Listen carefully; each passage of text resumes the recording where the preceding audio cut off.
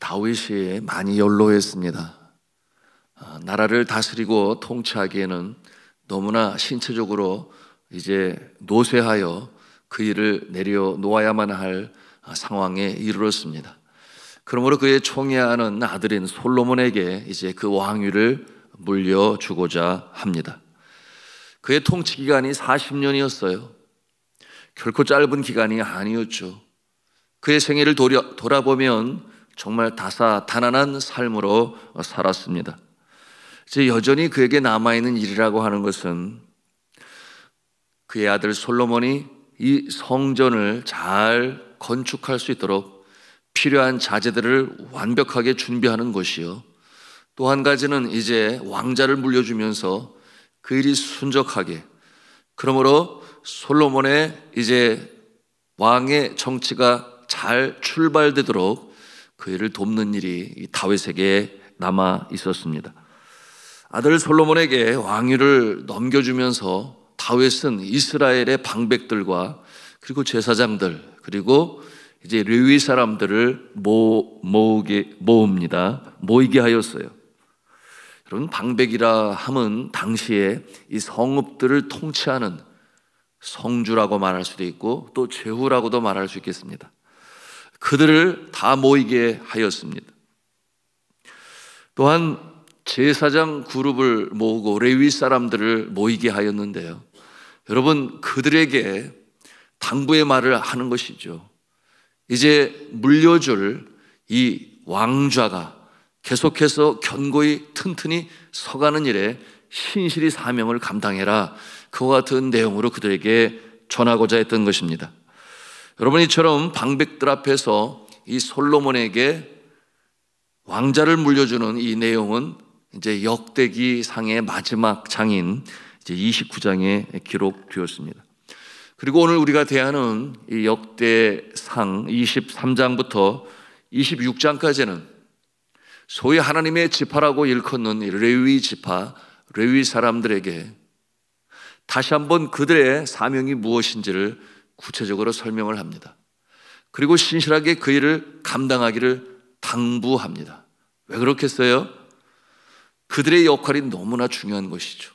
하나님과 이스라엘 백성 사이에 이 제사장의 역할을 감당하는 레위 사람들, 그들이 신실하게 감당해야 그 땅에 복이 임할 것이었습니다. 그 땅에 질서가 잡히고 도덕이 서 나갈 것이었기 때문이었습니다. 그러므로 여러 장에 걸쳐서 이처럼 그들의 그 사명을 다시금 일깨워주고 있습니다. 그러므로 레위 지파에 속한 자들 중에서 일할 수 있는 자, 그 나이 30세 이상의 사람들을 다 모이게 하였는데요, 그 수가 38,000명이라 그랬습니다. 그 역할 분담이 오늘 23장 4절로부터 시작하여 26장까지 쭉 이어집니다. 38,000명 중에 24,000명은 제사장의 역할을 감당하는 모습으로, 성전을 돌보는 자의 모습으로 이렇게 그 역할이 주어졌습니다. 그리고 6,000명은 관원과 재판관으로, 또 4,000명은 성전의 문지기요, 또 4,000명은 그 입술과 악기로 하나님을 찬송하는 그룹으로 그들의 사명을 이렇게 설명해 주고 있습니다. 여러분, 이 레위 지파, 레위 사람들, 하나님의 지파로 일컫는 그들의 이 출발하는 자는 레위였죠. 여러분 아시는 대로 이 야곱의 셋째 아들이었습니다.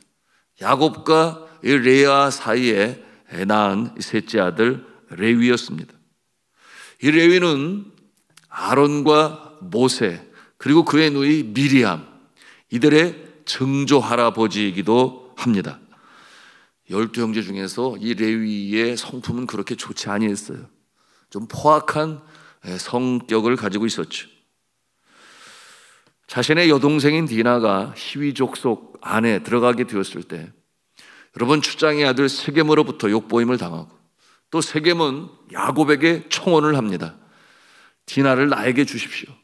그때 그 모습에 분노한 이 형제들, 그 중에 바로 이 레위와 그의 형 시므온이죠.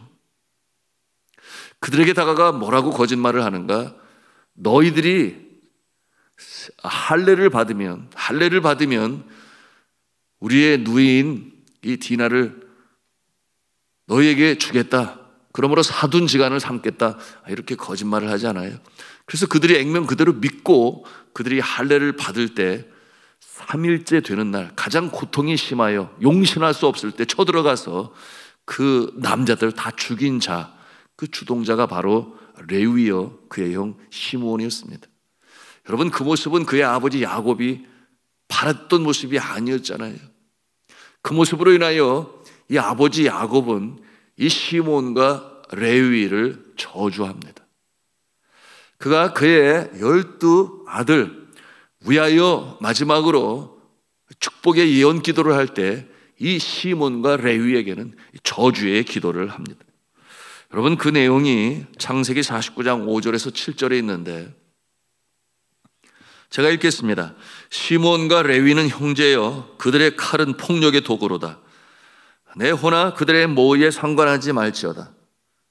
내 영광아 그들의 집회에 참여하지 말지어다. 그들이 그들의 분노대로 사람을 죽이고 그들의 혈기대로 소의 발목 힘줄을 끊었음이로다. 그 노여움이 혹독하니 저주를 받을 것이요 분기가 맹렬하니 저주를 받을 것이라. 내가 그들을 야곱 중에서 나누며 이스라엘 중에서 흩트리로다. 여러분, 아버지 된 자가 이 아들에게 이와 같은 예언적 기도를 할 수가 있습니까? 그러니 그 마음에 참 이 노여움이 가득했던 것이죠. 그런데 그의 후손들이 이렇게 하나님의 지파가 되고 성소에서 거룩한 일을 감당하고, 여러분, 이처럼 하나님의 지파로서의 하나님과 이스라엘 백성 사이의 중재자의 역할을 하게 되었으니 참 놀라운 반전 아니겠습니까? 출애굽 기간에 광야에서 이 모세가 10개 은명을 받으려고 이 시내산에 올라가서 머물 때, 여러분, 산 아래에서는 모세가 내려오지 아니하니 불안한 마음에 의지할 데가 없어 그들이 금붙이를 모아서 황금 송아지를 만들지 않아요? 그리고 그 앞에 머리를 조아리며 그들의 안전과 복을 빌던 자들이 있었습니다. 모세가 내려와서 보니 정말 깜짝 놀랄 만한 일이었죠. 하나님의 심판을 어떻게 받을까? 하나님께서 그들을 심판하셨습니다. 그러므로 모세를 통하여 그 주동자와 우상 앞에 머리를 조아리던 자들을 진멸하라, 하나님의 심판이 임했습니다. 그런데 그 일에 어느 사람도 나서지를 아니했죠. 왜냐하면 같은 동족을 죽인다고 하는 것이 보통 일입니까? 마음이 두렵고 또 하기도 싫고 하려고 하지를 아니할 때, 그때 이 레위의 후손들이 등장하죠. 그래서 이 다 두려워하고 싫어하는 그 일을 그들이 받들어 행했습니다. 그때 이 모세가 그 모습을 보고 그들을 축복합니다. 왜냐하면 그래야만이 그 이스라엘 공동체에 거룩이 다시금 회복이 되고 질서가 다시금 잡히게 될 것이기 때문에 그들이 마땅히 해야 할 일을 그처럼 힘든 가운데서도 행하였다 하여 그들에게 복을 빕니다. 그러므로 이 저주가 변하여 복이 되는 역사가 이제 레위 지파에 나타나게 되었던 것이죠. 이 세상을 떠나기 전 이 모세가 복을 기원하는 이 예언 기도를 하게 됩니다. 12지파를 위하여 복을 비는 기도를 드릴 때 이 레위 지파를 향하여 했던 기도의 기록이 남아 있어요. 신명기 33장 10절과 11절의 내용인데 제가 읽겠습니다. 주의 법도를 야곱에게, 주의 율법을 이스라엘에 가르치며 주 앞에 분향하고 온전한 번제를 주의 제단 위에 드리리로다. 이게 누가 그렇게 하겠다는 거예요? 레위 지파가 그렇게 할 것이라는 것입니다. 여호와여 그의 재산을 풍족하게 하시고 그의 손의 일을 받으소서. 그를 대적하여 일어나는 자와 미워하는 자의 허리를 꺾으사 다시 일어나지 못하게 하옵소서. 여러분, 이 모세의 이 레위 지파 그 후손들을 위한 이 기도는 그대로 이루어졌습니다. 그러므로 하나님과 이스라엘 백성 사이에 그 성소 그리고 성전에서 마땅히 해야 할 일들을 계속해서 해나갑니다. 예수 그리스도 오시기 전까지 그 오랜 세월 동안 제사장의 역할로서 성전을 돌보는, 또는 이 하나님 앞에 죄 지은 자들을 이 정죄하는 재판관의 역할을 또한 이 레위 지파의 후손들이 하게 되었던 것입니다. 자, 주 안의 사랑하는 성도 여러분, 이와 같은 모습을 보면서 우리가 어떠한 영적 교훈을 받습니까? 그것은 저주가 변하여 복이 될 수 있다 라고 하는 것을 이와 같은 신뢰를 통하여 우리가 보게 되는 것입니다. 여러분, 극악 무도한 사형수도 십자가에 달리신 예수 그리스도의 곁에서 예수 그리스도를 구원주로 믿으며 자신이 잘못한 죄를 회개하고 용서를 빌 때에 예수 그리스도께서 그를 용서하시고 내가 오늘 나와 함께 낙원에 있으리라. 여러분, 그처럼 극악무도한 사형수도 변하여 용서함 받고 낙원이 그에게 임하는 모습이 있음을 우리가 성경 말씀을 통해서도 대하는 것입니다. 여러분, 집안 대대로 예수 믿는 집안이 아니라서 잘 되는 것도 없고 잘 피는 일도 없고 소망이 안 보이는 것 같아도 그 집안에 처음으로 예수를 믿음으로 말미암아 여러분 열심으로 말하면 정말 죄 몸된 교회를 위하여 주님을 섬기는 일에 열심으로 애쓰고 수고하며 섬기는 모습으로 인하여 그가 구원을 받고 그 집안이 잘 돼서 그야말로 믿음의 가문으로 서는 모습을 우리가 많이 대합니다. 무당의 집안에서 그 아들이 연세대학교 초대 총장을 감당하는 그런 놀라운 역사도 있었지요. 여러분, 이 백낙준 박사님, 무당이었던 그의 아버지가 미국 선교사님으로부터 전도를 받고 예수를 믿게 되잖아요. 그러므로 그의 마음에 깨달음이 있었고 또한 그의 집안이 저주가 아니라 복이 되기를 간절히 바라요. 그처럼 자신의 재산을 팔아 예배당 건축 헌금으로 드리고, 그리고 맥킨 선교사님이죠. 그에게 뭐라고 권면을 하는가? 아예 교회에 이 관리하는 일을 맡아서 주님 기쁘시는 일에 사명 감당하라고 권면했을 때 그가 그렇게 하죠. 그래서 교회 안으로 들어와서 사찰 집사님의 역할을 감당하며 온전히 주님을 섬길 때 여러분 어떤 일이 벌어졌습니까? 여러분, 그 선교사님에 의해 아들 백낙준이 미국으로 유학을 떠나게 되고 그 명문인 프린스턴에서 석사학위를, 또한 예일 대학교에서는 박사학위를 잘 마치고 돌아옴으로 말미암아 한국 교육계에 새로운 역사를 시작하고 또 연세대학교의 초대 총장의 역할을 감당하는 일이 있었으니 여러분, 저주가 변하여 복이 된다. 이것이 가능한 일은 오직 예수 그리스도의 십자가의 보혈, 그 능력으로 됨을 믿으시기를 바랍니다. 예수 그리스도를 구세주로 믿어 여러분 변화되어진 인생 가운데 하나님께서는 이 놀라운 역사를 이루시는 것이니 오늘 이 레위, 그 레위의 모습은 아니었지만 그의 후손들 중에 이처럼 제사장의 반열에 서는 놀라운 역사가 나타나게 된 것입니다. 다윗은 하나님께서 사용하시는 이 레위 사람들이 그 성전에서의 사명을 신실히 감당하여 아들 솔로몬이 그 왕자가 평안 가운데 안전히 이루어질 수 있도록 당부하고 부탁을 하기 위하여 이처럼 부르고 또한 사명을 일깨우는 모습을 오늘 우리가 보는 것입니다. 레위 지파를 향한 다윗의 소원과 축복을 우리가 볼 수 있는 구절이 있는데요, 오늘 23장 25절 26절 말씀, 25절 26절을 같이 읽도록 하겠습니다. 시작. 다윗이 이르기를 이스라엘 하나님 여호와께서 평강을 그의 백성에게 주시고 예루살렘에 영원히 거하시나니 레위 사람이 다시는 성막과 그 가운데에서 쓰이는 모든 기구를 매일 필요가 없다 한지라. 아멘. 우리가 상상해 볼 수 있잖아요. 40년 동안 이 광야에서 약속의 땅으로 들어오기까지 여러분, 이 레위 사람들이 무슨 일을 했습니까? 그 하나님의 궤를 메고 이동할 때마다 이동해야 했으며 또 성소가 만들어지게 되니 이 성소의 규모가 있지 않습니까? 그 안에 있는 여러 가지 성물들, 무게가 보통 무겁습니까? 거기에 또 이 성막 겉에 씌우는 이 짐승의 털로 짠, 여러분 그 지붕과 또 문과 또 여러 색실로 만든 그 무게가 엄청나요. 그런데 이동할 때마다 레위 사람들이 그것을 거두고 또한 이동을 하고 또 다시 세우고 또 이동을 하고 한두 번입니까? 그 많은 수고를 이제 요단강을 건너 전투를 할 때도 마찬가지였죠.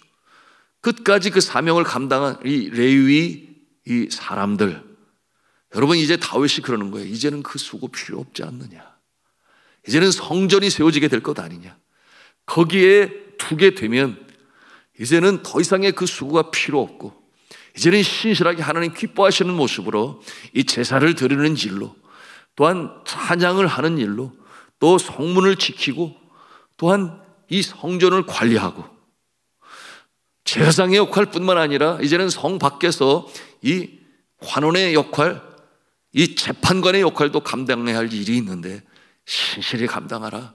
그 사명 온전히 이루라. 그러므로 이 다윗의 왕조가 하나님께서 계속해서 사용하시는 일에 중보자의 역할을 온전히 감당하라. 이 내용으로 이렇게 당부하는 것입니다. 자, 이와 같은 모습을 상상하면서 다윗도 기쁘고 뭐 레위 사람들은 말할 것도 없지요. 그와 같은 아름다운 장면, 이 축복의 장면이 23장에 기록되어 있습니다. 자, 이와 같은 복을 기원하는 마음으로 이제 24장에서는 어떠한 내용인가? 제사장의 역할을 감당하는 자들에게 당부하는 말씀. 그런가 하면 25장에는 이 찬송을 맡은 자들이 있어요. 악기를 사용하고 입술로 찬송하는, 오늘날 말하면 성가대의 모습이죠.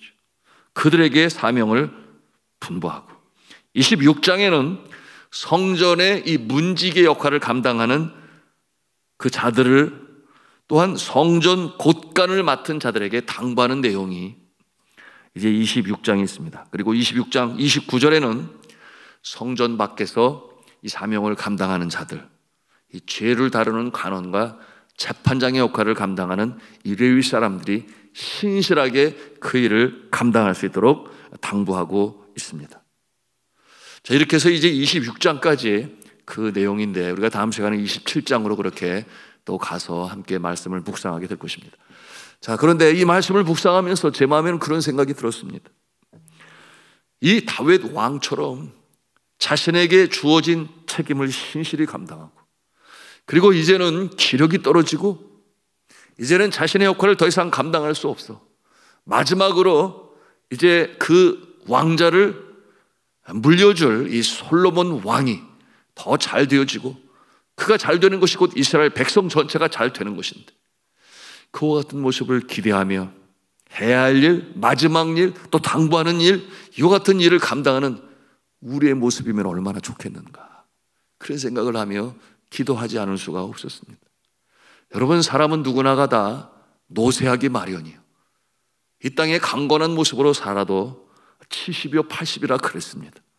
물론 오늘날 시대에 의술이 발전하여 100세까지 사시는 모습도 있지만, 그러나 결국 우리는 떠나게 될 것이고, 우리가 우리의 후손들에게 정말 더 잘 되는 모습으로 또한 당부하고 맡기기 위해서는 우리가 좀 더 열심히, 좀 더 선하게 하나님 기쁘신 모습으로 살아야 하지 않겠습니까? 여러분, 그 모습을 가지고 있을 때에 정말 기쁜 마음으로, 감사한 마음으로 우리의 후손들에게 마땅히 감당해야 할 일들을 맡기고 또 잘 되기를 바라요, 우리의 주변 사람들에게도 선한 영향력을 미치고, 또한 우리가 선한 것으로 심어 우리의 후손들이 그것을 거둘 수 있는 모습 되지 않겠습니까?